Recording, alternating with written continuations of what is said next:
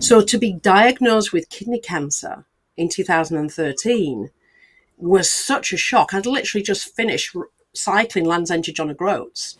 I'm not gay, I'm not straight, I'm not bisexual, I'm not heterosexual, I'm not asexual. I'm just Amanda. And I just happened to fall in love with three souls that were attached to male bodies and one soul that was attached to a female body. And so we've got this varying degree of what those beliefs are about ourselves. And I think when a person goes on that discovery, the more you do it, the deeper you get. Are you feeling stuck, lost, tired, or uninspired? We've all been there, including myself. I'm Coach Dez, mindset motivator and lifestyle entrepreneur. I'm here to tell you that the best, unapologetic, and limitless version of yourself is yet to come. The Born Unbreakable podcast is here to inspire just that. With motivating guests from all different walks of life and around the world, their stories will empower you to unlock abundance and your unbreakable spirit. Do you need accountability? Reach out to me for a free consultation of how I can support you in reaching your maximum potential. Welcome back to the Born Unbreakable podcast, or welcome here if this is the first time that you're ever tuning in and you just decided to choose this episode to listen to. And if you did, you're very lucky, because I'm very lucky for this amazing human being that I have on the show today. I'm more excited as I get to know her and talk to her because the synergy and the energy is incredible. And it's, you know, I spent the weekend, if you all listened to my last episode, at a personal development conference.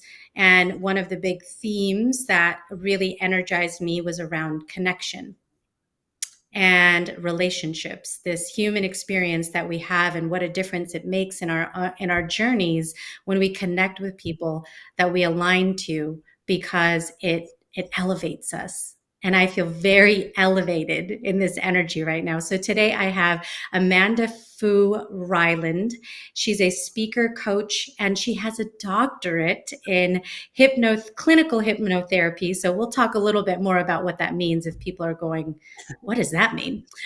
She has 30 years of human development experience, and she's done an amazing TED Talk. So you have an assignment already in the introduction of this podcast, which is to go listen to it. It's called Label-Less Living. It's been seen by almost 400,000 people. It captivated me from the very first 5 seconds of listening to the content. She's actually dialing in from Portugal today. And in our conversation before we started recording, this day is very special because she's celebrating her second book that just completed its rigorous editing process, and she has signed off on the book cover, which, if anybody knows anybody, or if you're a person who's written a book, it's a big deal. It's coming soon. It's called Knowing You, The Difference, and the tagline is The Difference That Makes the Difference. I'll let her talk about it, but I could probably spend 10 more minutes here introducing her, but then we would never get to the important stuff. So Amanda, welcome to the Born Unbreakable so much. podcast. What a fantastic introduction. I'm very, very grateful to be here, and I'm excited to go on this journey with you to see, what we can share and how we can help people out there.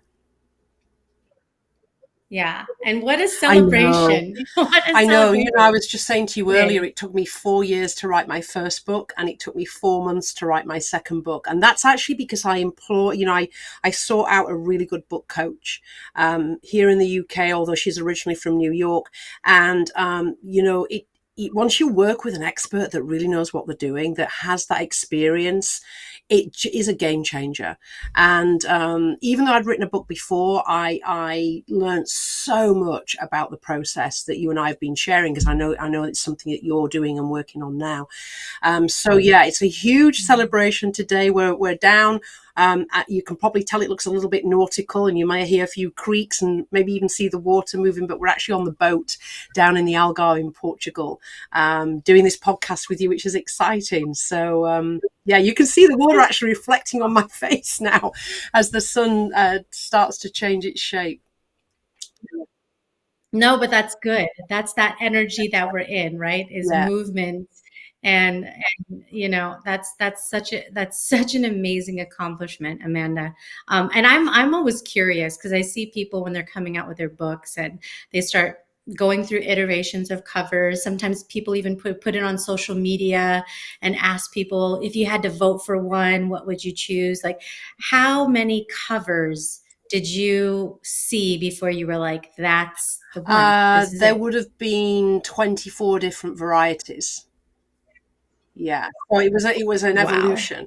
And interestingly, I did the social, once we got down to this is it, and we've got the top three, I did do social media posts.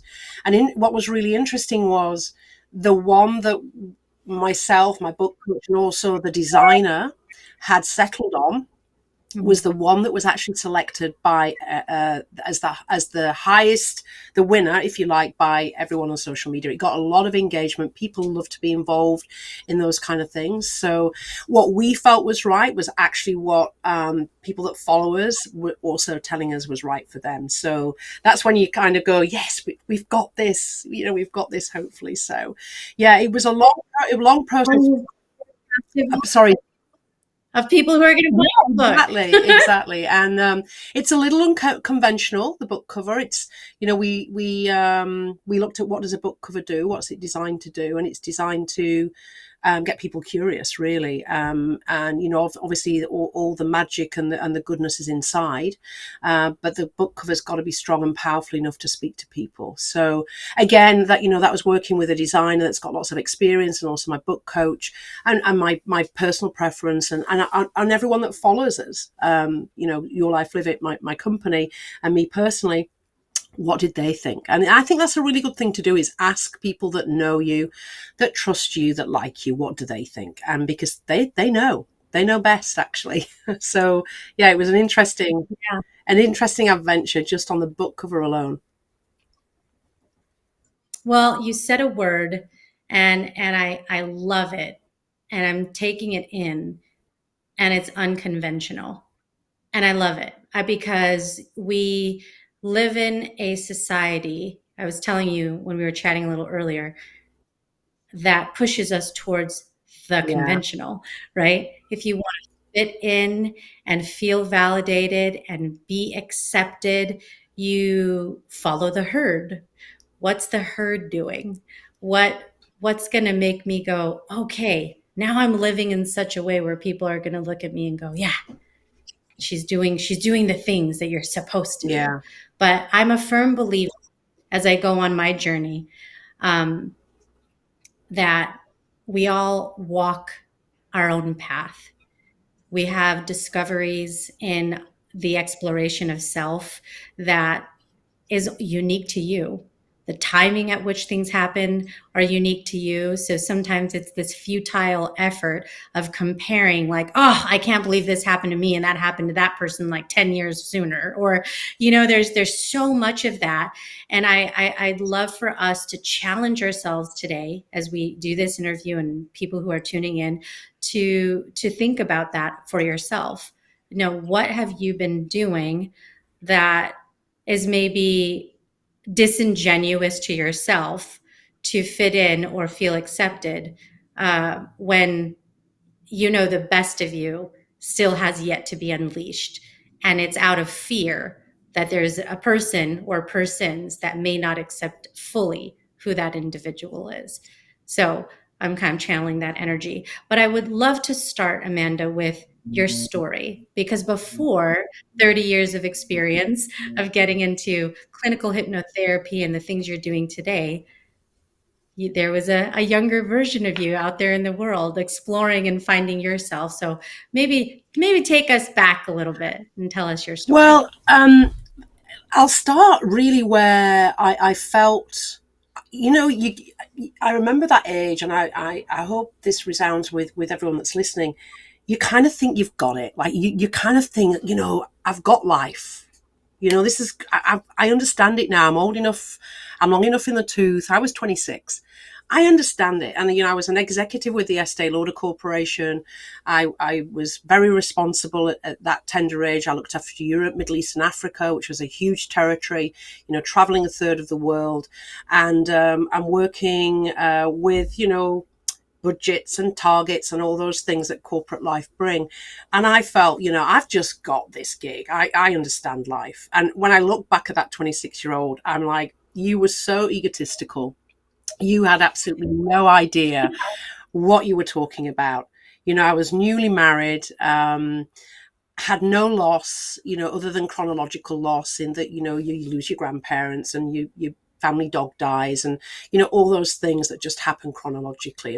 And yet here I was at 26 thinking that I had the full toolbox. And so my corporate life was wonderful. It allowed me to develop tools and skills that I still use today, and one of them is public speaking. I definitely honed that from my time with Estee Lauder, and yet really when I started to go on what I call my real journey was when I became interested in our neurology, when I became interested in human development. I've been in human development for many, many years. Since I was 19 and a half, I went into the training department with the Estee Lauder Corporation. So I learned a lot about how we learn and how people make decisions and how we think what we think and perhaps even why we do that. But it was all very surface stuff and it was all very salesy. And then I wanted to take a deep dive. And that's when I really started to become curious.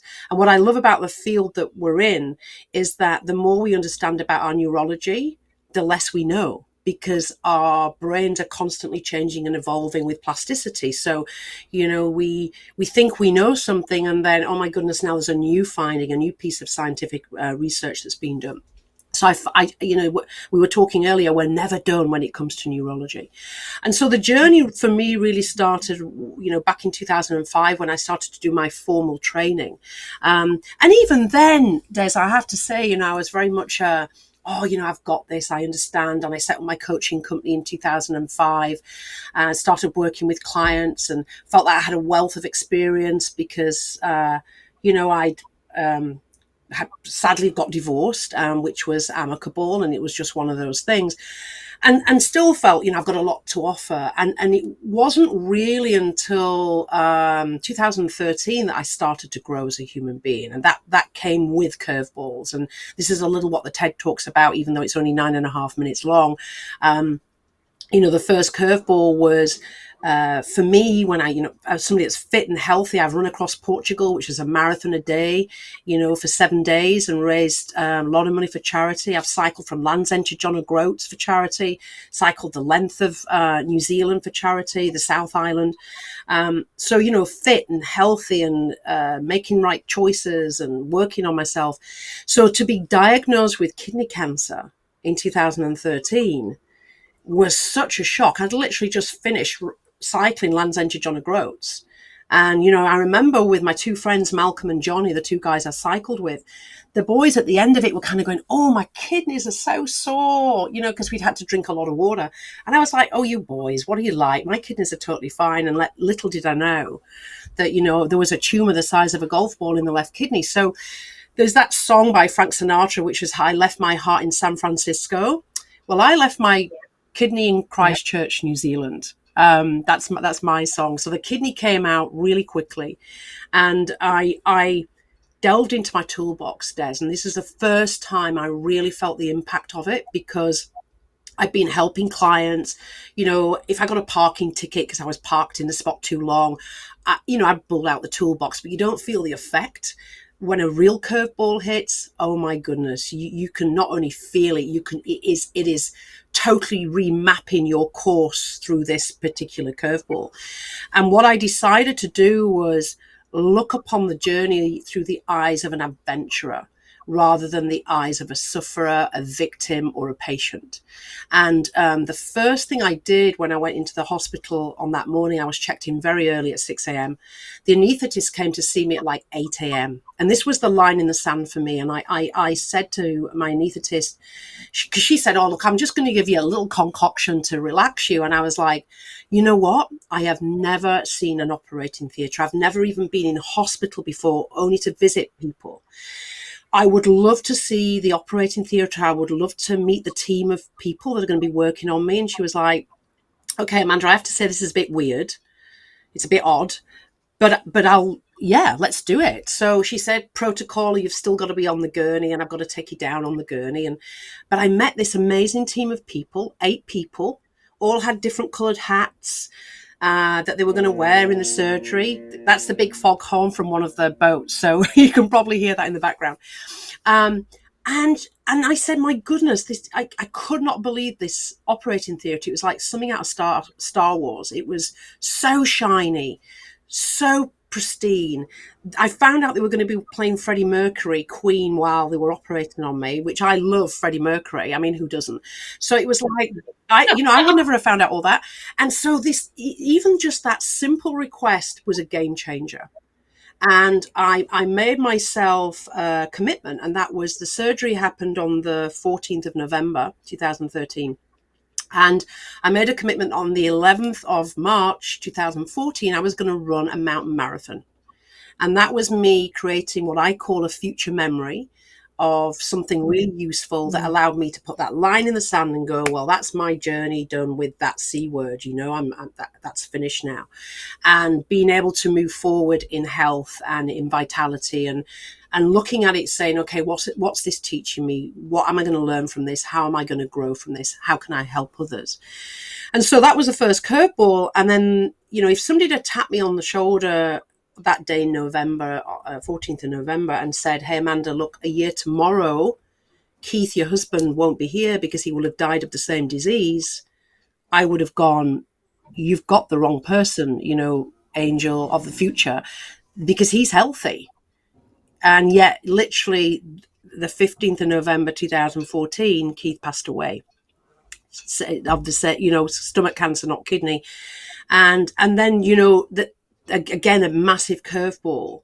And it was, what do I do here? And I think there's a time when we do need to give ourselves permission to climb into what I call our grey bubble and just, nurture and recharge and, like an animal would, just lick the wounds and then reemerge. And when I reemerged, it was, okay, I've created future memories before. Now I'm going to create my life. And so I literally got out like a designer toolbox with, what do I want? I want magic. I want love again. I want to fall in love. And, I'd love to have a family. I don't know how that looks because at that age I was 46. So I think, for me, to answer your question, the time when I really started to know the journey I was going on and the old me, the younger me, I'd evolved so much through these curveballs. And so, this idea of creating magic, I wanted to go to Burning Man. It was something I've heard about, well, it's just down the road from you. And, I really wanted to explore that because humanity at its best, it's a gifting mentality. I mean, sure, there's everything that goes on in any city, right? I think it becomes the 4th largest city in Nevada for that week that the burns on. And, it just recently happened.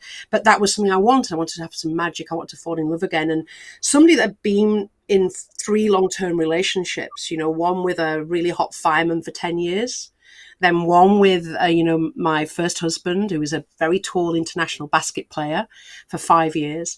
And then, beautiful Keith for 19 years. You kind of go, well, if I'm going to give her a label, she's straight, right? Or she's heterosexual because of 3 long-term relationships with men. But this time I fell in love with a woman. And it was really interesting. It was a surprise to me. It was a surprise to my now wife, and my mum, who I love and adore, and I know she adores me and loves me. Her parting comment when I shared it with her was, "Oh my God, Amanda, you're not gay. You're grieving." And people still today are curious and they'll say, well, have you always been gay and just not come out? Or I'm like, hang on a minute, just let's stop there. I'm not gay. I'm not straight. I'm not bisexual. I'm not heterosexual. I'm not asexual. I'm just Amanda. And I just happened to fall in love with 3 souls that were attached to male bodies and 1 soul that was attached to a female body. And they kind of look at me and go, okay, I get that. I understand that. And there's, when I do a talk, any kind of keynote, that's where a lot of curiosity comes. Like, well, how could you just all of a sudden turn gay? Well, no, it's not about that. It's just, This is amazing, man. This is like one of my favorite conversations ever in life, because I'll tell you, my view on relationships, and I hope that this resonates with people, because you've just shared, a whole host of experiences that you've had that have had led you to your beautiful wife today. I too, I've been married twice. I've had a whole kinds of different relationships, and mostly with males, but I do have relationships with females. And I have, through my journey, and I don't believe in monogamy. So that's a whole nother way of doing relationships. That could be like an episode that is some other episode. But what I will say, in the journey, and as I connect with other people in relationships of all different styles, everyone gravitates to, well, so then yeah, what am I? If I do this in terms of the way that I behave, well, there's got to be a name for it. Is it a pansexual? Is it binary? Is it gay, lesbian, straight? Is it heterosexual? I mean, there's so many labels, and I think there's lots of labels that people don't understand. Like, you're Googling it, you see something for the first time, and then on top of that, because there's a community, right, that you call LGBTQIA plus, there's that plus is going to be, the 25 other things, the versions that come with that.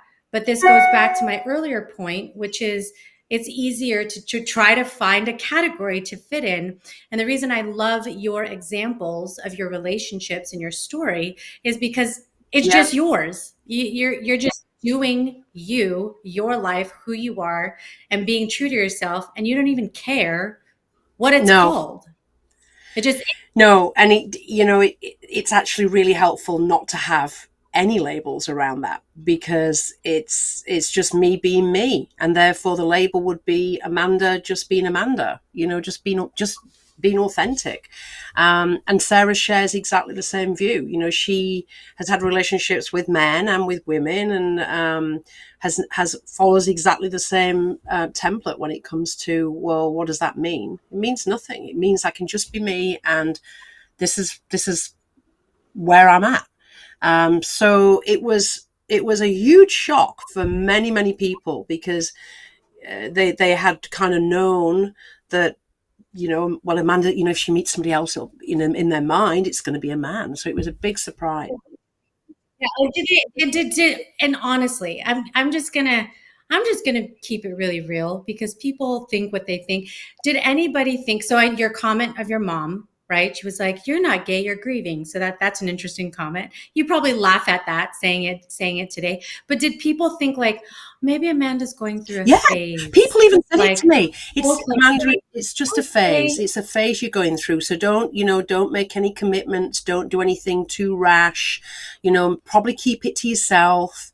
It was, and they were coming from a place of love and care and protectiveness. Of course they were. And I just went the opposite really in the opposite direction, and said, absolutely not. I am not going through a phase. I know exactly, and have known exactly, the right person for me at any given time of my life. I have no regrets. I've had 3 long-term relationships, and I've been happy with all of those relationships. And so I know myself really well. And therefore, I understand where you're coming from. I respect your love and care. However, you're wrong, and I know what's right. So there were those conversations and natural fallout. There was people that really disappointed in the way in which they responded. And then there were people that really delighted in a very unexpected way, because they weren't really on the radar, and they came with a real authenticity of love and care, and we're just here for you, and we really respect what you're doing, and we want to be a part of this journey. So it did 2 things. It certainly sorted out as we like to say in Yorkshire, the wood from the chaff.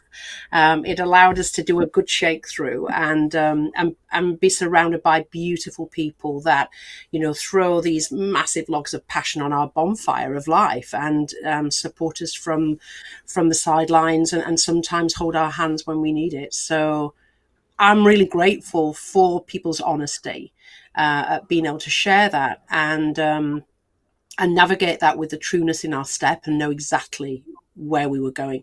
Because really quite quickly, I said to Sarah, I'm really serious about this. I don't do sort of short-term relationships.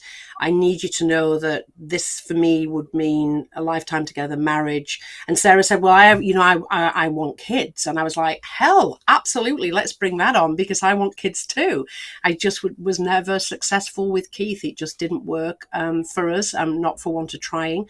So again, Des, if I hadn't followed that path, if somebody had tapped me on my shoulder and said, Amanda, you at 52 years of age, you are going to witness the birth of your 2 twin boys, I would have gone, how is that going to be possible? How is that That's possible? incredible. And you live a life where you have what you want. You have your wife and your 2 boys. So tell me that story. So how did your 2 boys come into fruition in So your Sarah lives? and I, we spoke really early on about wanting a family. We wanted definitely 2 children. We weren't at all worried about girls, boys. It made no difference to us. Just 2 healthy children. I'd always really wanted twins. It was just something that was at the back of my mind. Twins would be lovely. Twins would be lovely. Anyway, we embark on this IVF journey. Sarah was we used Sarah's eggs, and Sarah was what we like to call the oven. And I was the one that kind of, made sure the thermostat was set correctly and that she had the right food and all the things that she needed. And we just skipped off to Spain, to Marbella, to this clinic that's really well researched, and they're very successful. We thought, well, this is going to be super easy. We're only missing sperm. That's the only component. Sarah's really healthy. She's fertile. She's young. She's 14 years younger than me. And so, we skipped into it, and we were actually quite surprised at the complexity of IVF. And so we had 3 failed transfers. One was a pregnancy, but it was only a chemical pregnancy. We made the mistake of telling everybody and then had to ring everybody up and then untell everybody. So we learned a big lesson there. And then they changed our donor. And it was quite comical because we got to know our nurse really well. And this is just a funny little story aside. And she's from Yorkshire, where I'm from, but speaks Spanish fluently like a native. And Michelle said to us, look, we're changing the donor. So I've been down to the beach today and I've found this surf dude guy, and he's got blonde hair like Amanda and green eyes. And, he's really tanned and he likes music and he plays guitar. So he's your new donor. And of course, she was completely joking because in Spain, the donors are all anonymous and they use an agency and they're very thorough. And what they say is, okay, well, Sarah's eggs are being used, so therefore our donor needs to be a male version of Amanda. So they take my blood, they take my DNA, they take photographs of me from being a baby to being a young adult, my preferences, my academia, all that thing, and it all goes into a mixing pot. And they say, okay, well, if Amanda was a man, this is what Amanda would look like, and this is the characteristics. And the donor is selected on that criteria. And so Michelle was being playful, and we thought it was really funny. And then she said, and because you've had 3 failed transfers, in September, it's 2 for the price of 1. So, Dr. Love, we called our doctor Dr. Love. He wasn't called that at all, but some fantastic Spanish name. We asked him and he said, well, yes, Sarah's getting older. Time's gone on. We're absolutely going to put in 2 embryos, but I can guarantee only 1 will take. It just gives you 66% chance of conceiving rather than 33% chance. So, and we said, okay. We sort of smiled at each other. And Des, you would not believe this, but we had been to that theatre for transfer 3 times. This was our 4th transfer. And as Sarah's been wheeled in, which is protocol, she could totally walk, but that's her protocol. On came 1,000 Years, which is our wedding song. And we were like, this is it. This, So, I know, this is so. it. I can't. I can't. You're gonna make me cry. I can't with And you. we videoed the transfer, literally these little 2 gold stars, little universes in their So own right on the video. And that's Noah and Jasper. They're now 3.5 years old. you need to stop. I can't. That is incredible. If I have ever heard of a manifestation story, that is it. I mean, you were so lockstep in exactly what you wanted. And here's the thing, and this is just the reality of life. When we go to bat for something that we want and it doesn't work out, it feels very defeating. So to continue to go and it doesn't work out, it's even harder. But you were so relentless in the pursuit. You had 3 failed attempts. It was like some people would go, you know what? Maybe this is just too much. Maybe this wasn't written in the stars. Maybe we should just stop and get a puppy or two. I mean, there's so many things that you could have done and you stayed the course. That's amazing. Um, And it was yeah, and it was twins. I mean, twins and really? boys, 2 mums and 2 boys. And we didn't find out the sex until they were born. We wanted to keep it down, everything was so, there was so much medical intervention. We just wanted to leave it to Mother Nature to see what we were going to be blessed with. Sarah thought it was going to be a girl and a boy. I thought it was going to be 2 girls. And lo and behold, we've got these 2 beautiful. And this is unbelievable. Our obstetrician, who's now our beautiful friend Polly, she said, I had this dream that one of the babies came out looking just like Sarah. So Sarah's quarter Chinese, so she's very dark. She's tall. She's got olive skin. Sorry, very short olive skin. And she said this baby came out with dark hair, dressed in like shorts, a t-shirt, on a pair of Birkenstocks. And the second baby was blonde, and it came out wearing Lululemon. So one's just like Sarah, and the other one's just like Amanda. Well, lo and behold, we've got Jasper, who's really dark and very much like Sarah, and we've got Noah, who's blonde, green eyes, a much bigger boy. I'm quite tall, olive skin, and he's just like me. So, and he's even got a birthmark in the same place. Like it's crazy, and I am not biologically, from a medical scientific perspective, I am not connected from a DNA biology perspective at all. So Polly was right, and we've got a blonde boy and we've got a little dark boy. So it's and Jasper is, his hair is so dark, it's just like Sarah's, and so he's even looks like Sarah from baby photographs. So it's just uncanny how we have been gifted with these 2 beautiful little boys. And what a process. What a process with the IVF. I mean, talk about rigorous. But that's amazing. I love that story.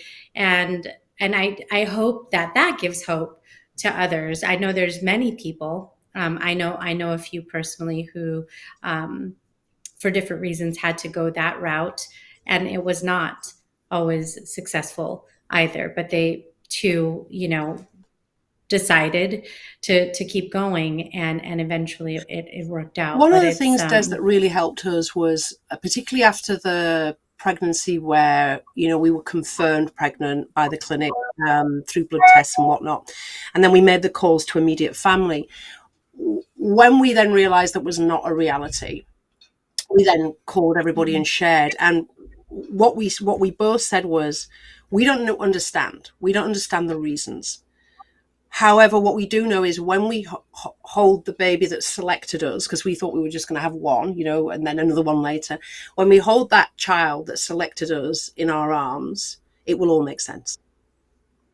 Because we don't do the choosing, they do the choosing, is what our belief is, that, they come to us, and for whatever reason, we're never going to understand what those reasons are, but it will all make sense when we're holding. And for us, it was 2 children, in our arms. And that's a great thing when they're so little, you can hold them quite easily in both arms. It's a little bit trickier now at 3.5. Yeah, probably not so much. A little bit trickier. But so tell me then, what inspired your TED Talk? Because I listened to it. I knew about your the cancer. You talked about that. What made you want to share that with the world? The reason was because I developed something which I share in the TED Talk, and I make a commitment to myself, and that is that whenever I'm public speaking, or if I'm speaking at a corporate, or doing something like a TED Talk, I think that was 9 minutes 15 seconds. It's not very long. I made a commitment to share a tool. I call them neural mind hacks. That's going to help people. That's really helped me. And so in that TED Talk is a neural mind hack that my neurology developed when I was in hospital. And what happened was this lady came to see me out of the goodness of her heart to visit me. I didn't know her particularly well. She was an acquaintance. I think I played golf with her a couple of times down in Queenstown in New Zealand. And she came to visit me with a bottle of beautiful Pinot Noir and a packet of fudge. And she started to tell me she'd watched this documentary about this woman that had given a kidney away, donated a kidney. And I was like, oh, wow, this is a really positive story. I'm loving this. And then she went on to tell me that, the lady had slumped into a deep depression 6 months later. And what they had identified was that when the body loses an organ, the body actually can go into depression. And I'm thinking, at what level is this helping me? And I know she's just being kind and she's sharing the documentary, but she's not actually realizing this is a mind virus, that if I accept this, then that could be true for me. So what I imagined in front of my eyes was this big red button with the word delete across it. And in my neurology, in my imagination, I went, and I'm going to shout a little bit, so I'm just going to warn the listeners. I went like this: delete, delete, delete, really fast. And so it kind of covered up the entire visual area of where she was sat. Of course, I did it inside my head. Otherwise, it would have been a bit weird if I'd have done it outside. The nurses would have been like, what drugs is she on? But I just actively inside my head went, I am not accepting this mind virus. This is not coming into my neurology. And this delete button is really powerful because you can use it without sharing with the other person. All you need to do then is wait till they take a breath and then just change the subject. And all I said to her was, hey, look, when was the last time you played golf? How's your golf going now? Ask a golfer about the golf. They'll talk for 7 days if you don't walk away. So, you just need a little get out of jail card, a little, what is it in the film Up? Is it Rabbit, where the dog kind of goes, squirrel, squirrel. You need one of those, just a topical conversation to distract them. So my inspiration was to allow as many people as possible to be introduced to something that my neurology created without my permission, that has absolutely helped me and many, many others. And now the TED Talks, I just checked it now, it's at 705,000 views. So I think when you watched it, it was 400. Yeah, double. And in that, what I do believe is allowing people to see that, I have been on a journey and that the delete button has really helped me. And you can imagine through, even as simple as telling people we're doing IVF at the age of 50. People would say to me, Amanda, you're too old to do that. A lot of people are becoming grandparents at 50. So, the delete button came in so handy. And I was working with the British police force yesterday, doing a mindset hour with them. And I share the delete button in that. And I said to them all, I guarantee you'll have used this before you go to bed tonight. And any listener that's listening, I guarantee, unless it's 5 minutes before you go to bed, you will use that delete button. Yours can say anything it wants on it. You don't have to have delete. It can say something far stronger if you like. But it's important that you are aware and you're kind of mindfully saying no. that is not allowed in my neurology. So that was my inspiration. That was my motivation to share that and to continue to speak as often as I can to help people. Des, really, that's the motivation. It is. It's powerful. Our neurology and our thoughts, and I've appreciated this more and more as I've gone through my own coaching and experiences. But the last couple of weeks, I've had a coach come on the show and coach me directly. And all of it comes down to our thoughts and whether or not we want to change them to something else if it's not serving us in the way we want them to. So your delete button is incredibly powerful because when you're conscientiously having a visualization and you use it, it was a to you it was a button that you could push, and something changes in your chemical, in the chemical processes inside of us change, and therefore we change, and it's a choice that we're making consciously and conscientiously to do what we want, that is going to give you the energy and not put you in a state of sadness, depression, despair. You chose Yeah. something else, and I think that's so amazing. So, because of your background with clinical hypnotherapy and the studies that you've done, talk about what do you do? How do you help people with what you've been trained to do when they come to you with different Well, issues? probably the biggest way that I help people right now is to train others to do what I do. So we have graduates that graduate from our programs that are all board approved, designated certificates. So they're coaching certifications, if you like. So that's the biggest impact, because the more people that have the toolbox, the more people then can be helped. When I work one-on-one with clients, which I do on a regular basis, I'm client facing. Obviously online from my little VW camper van, sometimes on the drive in the house, which is pretty cool. One of the main things I look at is what programs are glitching, what program, and does that program need deleting, or does it need reinstalling? Mhm. And if it needs deleting, then what new software do we need to install? So what I call what we do neural coding. We've actually just registered the term because people get it. Like if I say I use neuro-linguistic programming, I use timeline therapy, I use clinical hypnosis, that doesn't mean anything to people. All that is just a bunch of words that's on the bottom of a certificate. But what I like to say is, hey, you've got your phone, and when you pick up your phone and you're kind of like, oh, I've got an app on here that doesn't serve me, then you just delete it. You don't even give it a moment's thought. And then you might go into the app store and find something else that's better going to do the job. And so what I'm looking for, and what all our team, we've got about 25 of us around the world that license my brand, Your Life Live It, and do neural coding. And what all our family are looking for is, what programs need deleting in this person's neurology, and what can we install to better serve them? And that can be done in as little as 3 sessions with really big things. We're talking about big pieces, not small pieces. And I'm not saying that somebody wanting to lose 15 kgs is a small thing. I'm not no change has a hierarchy. However, if somebody's had a lifelong problem with suicidal thoughts and has gone through many other different modalities, looking at what the glitchy software is and highlighting that. And generally, we're looking at belief systems. We were talking about this earlier, you and I, Des. So that's essentially when I'm working with somebody, that's what I'm looking to do. And obviously training others to have the same tools.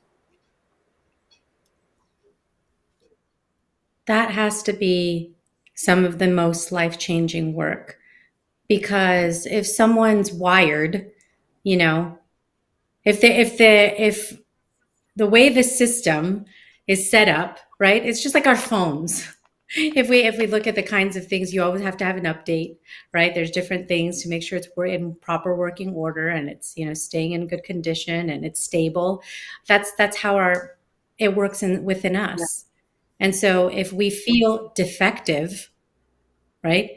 If we feel like our system has this adoption of beliefs that don't serve us well, your life looks a certain kind of way. But to reprogram so your life can look a different way, I'd imagine is a pretty intensive, experience for someone, because at the other side of it, for them to believe probably something that's pretty opposite than what they currently do causes huge shifts and impacts in all of the areas and dimensions of that person's life. Absolutely.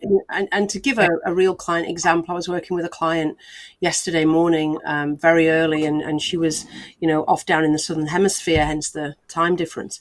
And what we uncovered in our second session was that her limiting belief was, I'm unlovable. That is so core. And this is somebody that had been, had evidence throughout her entire life that she was unlovable. She had been abandoned. She had been in a relationship and then no relationship ever worked out. She had children that she didn't really believe loved her. What a core limiting belief to be operating from. And so what we're going to do next time we connect is delete that limiting belief of I'm unlovable. And what she's chosen is an empowering new belief of I am totally lovable. And it's all about the wording. I am totally lovable. Underline. So it's not just I'm lovable. It's I'm totally lovable. Changes everything. And it's an installation, it's not about affirmations and we're saying this every morning. And, it's literally an installation. It's almost like kind of going into the neurology, almost taking the top of her head off, going at, taking out that dysfunctional limiting belief neural network and then installing a new empowering neural network over the top of that. So it's night and day, and the evidence procedures for her in her life are just going to be absolutely tangible from the get-go. As soon as that actual work's being done, she'll be able to look and go, oh my, now I'm looking through the glasses of being totally lovable. My world has transformed, as opposed to the opposite, the other pair of glasses, which was, I'm unlovable, so it's absolutely, it is probably the most important, humbling, passionate piece that I'm about, that my whole work is about, is when we get to what that limiting belief is. That is just a massive breakthrough for the client, just the awareness of what that actually is. Because if the client can name it, it's not it, because it runs out of conscious awareness. Yeah. You don't give that thing power, when you identify that, what's holding you back. So let's kind of continue with this example. So you've identified an old core belief that's manifesting into this new belief of going from I'm not lovable to I'm totally lovable. How does a client sustain that? So they're with you and they're doing the work.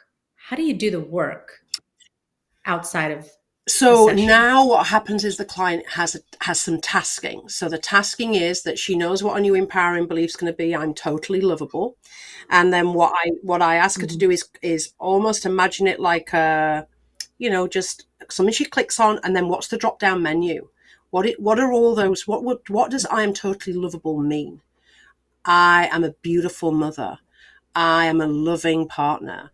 I am a loving daughter, whatever it is for her, right? So she gets to design the drop down menu. Now, this is all conscious. We're not doing the process yet. And then the next thing I ask her to do is now we know what we know, because it's out of conscious awareness out of unconscious awareness into consciousness. I ask her to notice how often it comes up, and it will be a lot. And she basically, this is what I've invited her to do, is to say, there's the limiting belief. There you are again. There's the I'm unlovable piece. I want to thank you for being in my life, because you've been there to serve me. You had a positive intention, which was to keep her safe. But you know what? We're no longer going to be together much longer, but I just want to thank you. So I encourage the client to have gratitude around the limiting belief, because it, as always, been there to serve a positive intention. It just it's never really going to get what the client wants long term. And so when the next time we meet, then we do the actual process of deletion and installation, which is the client just follows my instructions. It's pictures, it's sounds, it's feelings in the body. It's an eloquent piece of work that's a neuro-linguistic programming technique. It's the lengthiest technique in NLP, actually. And once you actually get into process, it takes about 25 minutes. Context free for the client. The client's got their eyes closed. It's kind of, they have no idea what's going on. Everyone, as young as 5 can follow the instructions. The eldest belief change I've done is 88 years of age. And when you do the belief change with the client, all I'm doing is holding the remote control, so they're doing the doing. But when you facilitate that and they come out of it, and then you ask them what the old belief is, they, in most cases, they kind of go, they can't find it. Then from memory they can remember what it is, but the instant response is they're looking for it. And so we start to check in. Okay, well, how does that feel now? Before, when we did this, it was a 10 out. Well, my client gave me a 12 out of 10 of emotional overwhelm. She was in floods of tears, like it was very upsetting for her. So, for the client, sometimes they can get cross and go, oh my God, like if I'd have known that this is all it was going to take, I would have done this years ago, especially my 88-year-old client. She was really cross. I was going to say, but I'm a believer that you are where you are meant to be right now. We do have too much to ourselves. If I knew this way back when, and this is what happened, you might not have been ready for that. Absolutely. You might not have been in a place to receive that, and we have to accept that about ourselves. We arrive to where we are, and we're getting served with what we need to take us to the next place that we need to be. But Amanda, I want to ask you a couple of questions for people to get to continue to know you better. And the first one is, what makes you unbreakable? What a great question.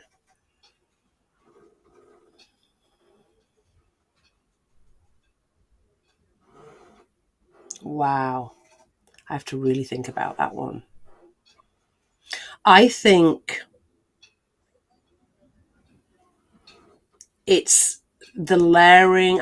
To go back to what you've just said, if any of those curveballs had have happened out of sequence, maybe I'd have been breakable.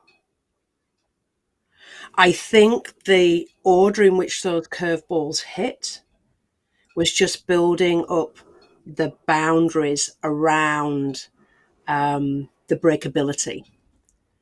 And and then you go into your toolbox, and that works. And so you hone that, and you use that, and you become a different person. And then the next experience hits, and now you're even more unbreakable. So I think that's the answer to the question. And it's a big epiphany for me right now, Des, I have to say, because I hadn't thought about the sequence of events and the magnitude of those events and the order in which they landed. But now, as cruel as it may sound, and as unconventional as this may sound, it's kind of the order of the universe. Yeah. So, yeah. Thank you for that. What a great question. Yeah, that's so good. I love that. What about a self-limiting belief? What's a self-limiting belief that you've had to overcome? A big one for me was, I'm not intelligent. I'm not intelligent. And therefore what that meant was, I'm not good enough. And therefore what that meant was, I don't deserve it. And therefore what that meant was, I don't deserve to be happy. I'm not worthy. And so it started off at a very young age of being told I was not very good at English, not very good at maths. And in my book, I actually feature that particular instance and that particular story. And the beauty about limiting beliefs is that there's lots of them. There again, we've got we do have a hierarchy with them. We've got ones at the top of the well, which is things like, I'm not an athletic person, or I'm not a healthy eater, to right at the very core, where we've got, I'm unlovable, or I'm a mistake, or I'm evil. I've even worked with a client that believed that they were evil, right at the core. So we've got this varying degree of what those beliefs are about ourselves. And I think when a person goes on that discovery, the more you do it, the deeper you get. And it's not, again, we're not done. Sometimes, Sarah and I are really fortunate to have some time away. We've got a beautiful nanny that helps us with our baby boys, and it's not uncommon for Sarah and I to go, I think there's a limiting belief operating here, can you help me with this? Because I can't do work on myself, because of course it's in my unconscious.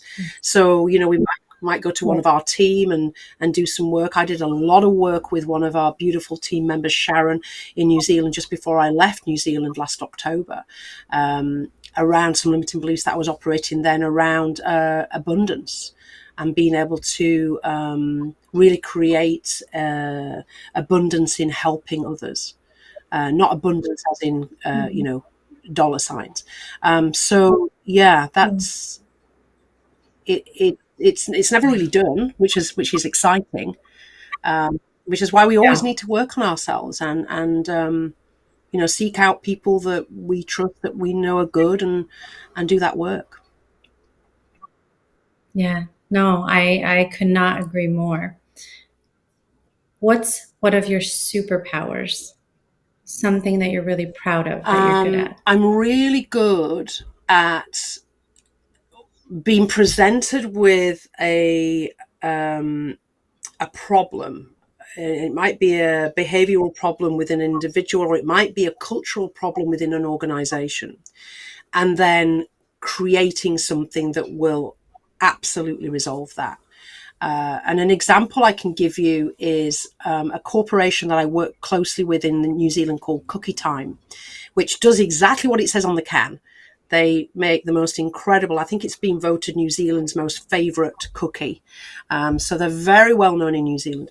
The CEO came to me and said, what would you do, Amanda, if you had cultural beliefs within the organization that maybe are holding the organization back? Like, for example, sales believes that marketing is X, Y, and Z, or marketing believes that finance is X, Y, and Z, and the X, Y, and Z is generally a handbrake, and it's holding the organization back.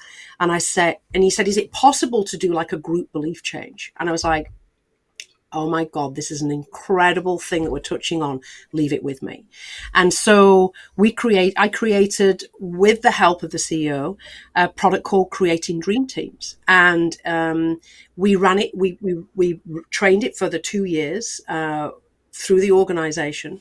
They're very open-minded, and we've seen that particular company go from strength to strength, not just in revenue, but also in staff retention, the harmony, the happiness in the workplace. So that's my superpower, and I'm going back to New Zealand actually to do Dream Teams Mark II.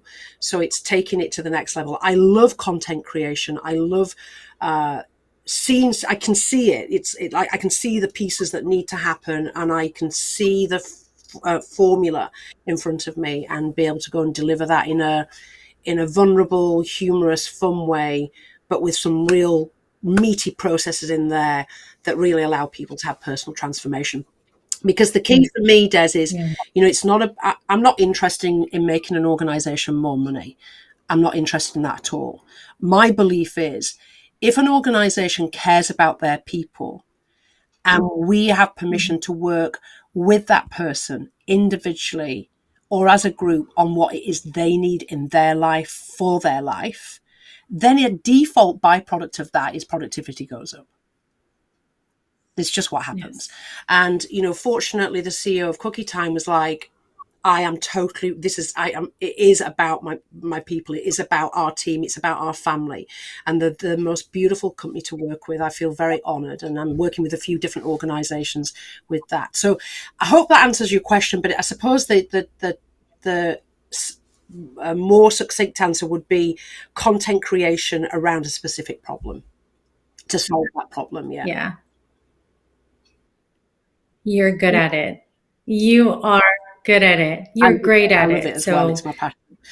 yeah, keep doing that because it's changing lives, it's changing organizations, and it's changing leaders who have the ability to empower others. And that's a really powerful thing to do. So a few last questions. This one will be very interesting because I know you're well traveled and you do a lot in the world. You're a pretty adventurous person, seeing as how you chose adventurer as the word you chose, earlier when you found out you had diagnosed with the kidney cancer. Is what's something that's on your bucket list? Wow. Okay. What is on our bucket list is when our boys are old enough, and Mhm. this will count. When our boys are old enough, Sarah and I are going to take them to Burning Man. And when we say old enough, we mean old enough to understand what happens there. And even though Sarah and I have been, and I've now been twice, and I love it, the reason it's on our bucket list is because we want to introduce our boys into a different way of viewing life, even if it's only for a week. And for them to be Yeah. able to see what pure gifting actually looks like, where it's not a reciprocal agreement. It's not you give me this and I'll give you that. It's not a bartering mentality. It's pure gifting where you go and you give whatever it is you've got to give to that community and they gift back in return. So that is on our bucket list. Even though Sarah and I have been, it will be a very different experience because we're traveling with our, two most precious things. So Yeah. hopefully that answers that question Yeah. you in. I mean, there are places we want to go and things we want to do and that kind of thing. However, I feel that's a really important piece because I think that could be really life changing for them. Yeah. No, that's much deeper than just, oh, I want to go visit this place I've never been to, for sure. For sure. Amanda, if there was one last piece of advice that you could give to anyone listening right now, what would it be? My advice would be that for each and every one to know that you are an absolute genius. That if you relax and trust in your own unconscious mind and trust that you know what's right for you. You know who you are, and just sit quietly enough and still enough to allow that voice to speak what that might be, or allow you to feel what that might be, or to see that that's the right thing, to allow the universe to show you some signals. That would be my biggest piece of advice, is that each and every one of us walking around this planet are geniuses. Or maybe that word is it doesn't resonate so well. What other word could I use? Is absolutely capable and knows at the very core who you are, and you have everything you need inside of you to be able to do whatever it is you need to do. That's incredible. I received that very much. I received that. Amanda, two last things. One is, when does the book come out so people can anticipate and look forward to that? And two, where can they find you to continue following your Well, journey? the book will come out mid-November, so we're getting ready for a launch around obviously the Christmas period, and that will be available on Amazon and various different platforms, as well as actually in bookstores in the UK. And people can find me really simply at yourlifeliveit.com. If people just pop that into their search, will come up, and they can find me personally in there if they just go under coaches. I appear as one of the neural coders as opposed to the founder. We're a flat hierarchy at Your Life Live It. So if they scroll down, they'll find me there. Or if they Google Dr. Amanda Foo-Ryland, that's Ryland and FOO, Foo-Ryland. Sarah and I and our 2 boys are the only 4 of us in the world, so they'll definitely find me. That's amazing.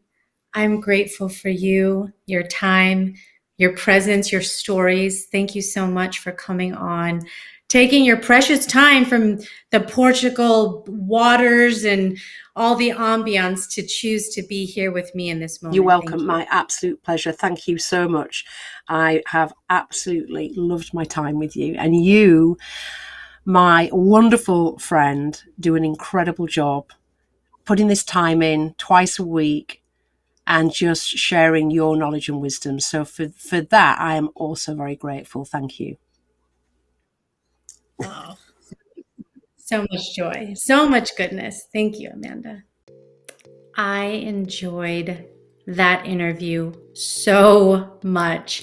Amanda Foo-Ryland, or Dr. Amanda Foo-Ryland, rather, is such an incredible human being. I've learned so much from her. Her wisdom is palpable. Her confidence is as well. She is somebody who has continued to come into her own just year after year. Such a great demonstration of that it's a journey that never stops. It's something we talked about. You never stop learning and growing and evolving. And the more you recognize that, understand you're not going to be the same person as you grow. We have to do a better job sometimes of detaching ourselves from old versions of ourselves that was meant for a time,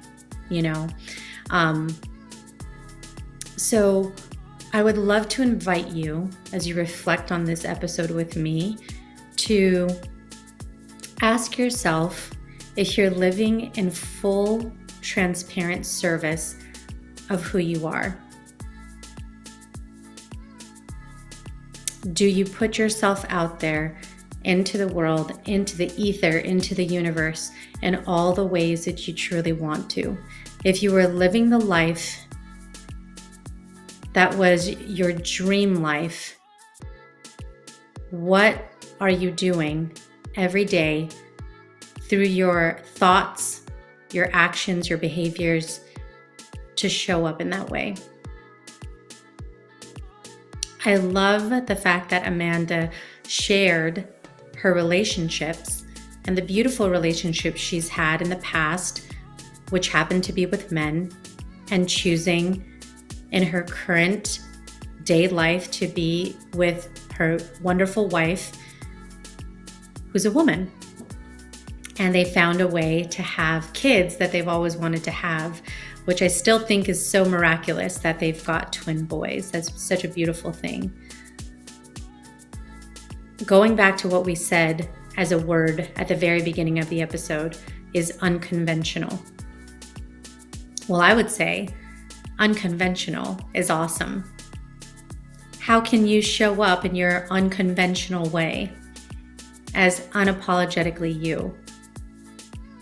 I don't always talk about my own beliefs on this show because I do believe that this show is not about me.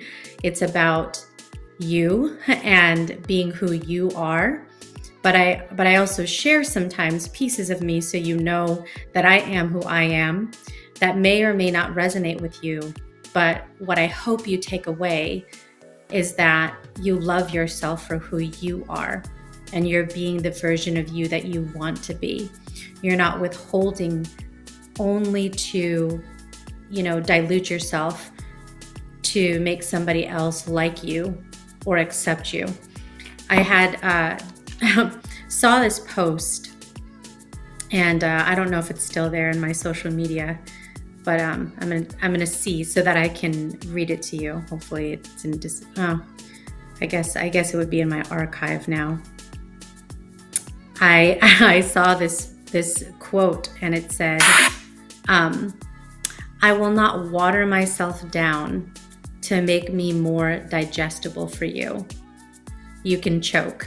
Okay, so maybe that last piece, that was just a little dig, but I love the first part of that saying, I'm not going to water myself down to make me more digestible for you. Please understand that this isn't about if, it is about when. And there will be people who do not agree or accept parts of you. It could be your relationship. It could be your religion. It could be how you choose to live your life, what you like, what you enjoy doing with your time. It could probably be any single dimension of your life. And ask yourself, if you're strong enough in your convictions and your belief, do you really care? Does it matter that there's a person that you care about that doesn't accept those things? Or just maybe doesn't agree with them. But if they love you for who you are, they're going to accept you for exactly who you are. And if they don't, I promise you there will be other people who will rally around you, and they will. I hope that you learned a lot from this episode. I certainly did. I cannot wait for Amanda's book to come out. I think it's tremendous that she is writing this book. It's so in alignment with actually the book that I'm writing. And once again, it's called Knowing You, the difference that makes the difference. So stay on the lookout for that, coming out later this year in November on Amazon, and probably will show up on her website as well. Remember that you are your only limit, so take action today. Thanks for tuning in to the Born Unbreakable podcast. I'll see you next time. Make sure to share, subscribe, follow, comment, rate and review, and all that good stuff. Thanks for listening.